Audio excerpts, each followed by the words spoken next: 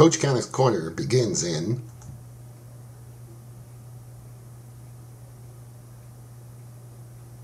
As promised, I'm going to do a baseball poem this week, and it's the famous Casey at the Bat by Ernest Thayer.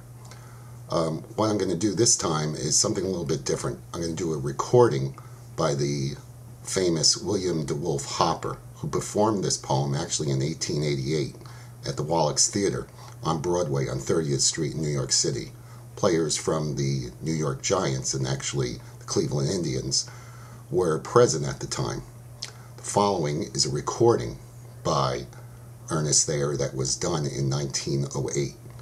So, without further ado, Casey at the Bat.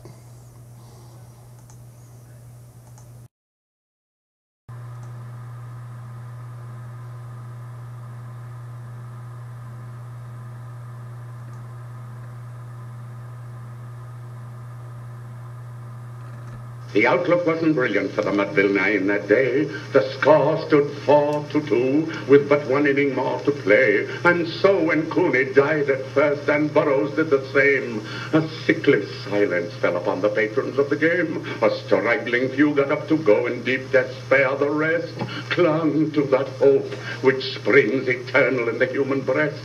And they thought if only Casey could but get a whack at that.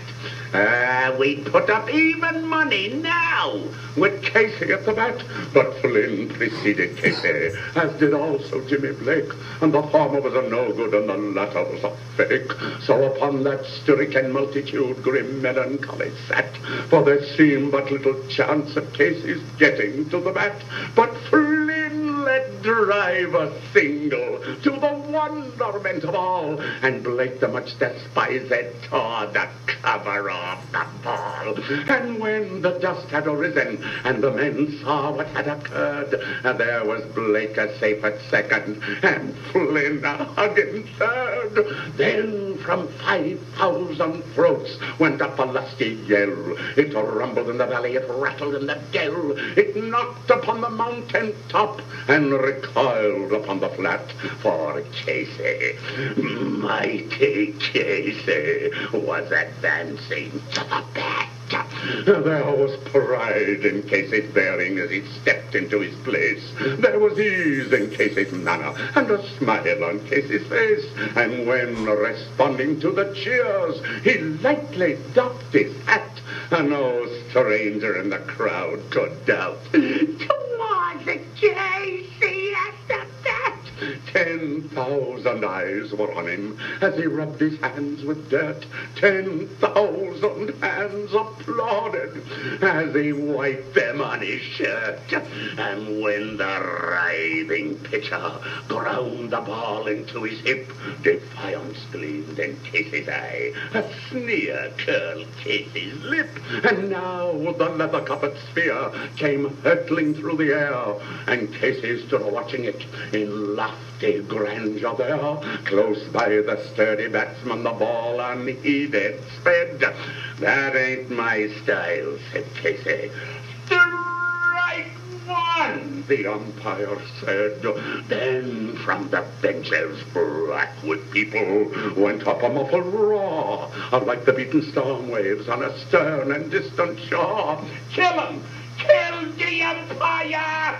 Cried someone on the stand, and it's likely they'd have killed him had not Casey raised his hand with a smile of Christian charity. Great Casey's visage shone. He stilled the rising tumult. He bade the game go on. He signaled to the pitcher. Once more the spheroid flew, but Casey still ignored it, and the umpire said, "Strike two!" "Hurrah!" cried the maddened thousands, and echo answered fraud.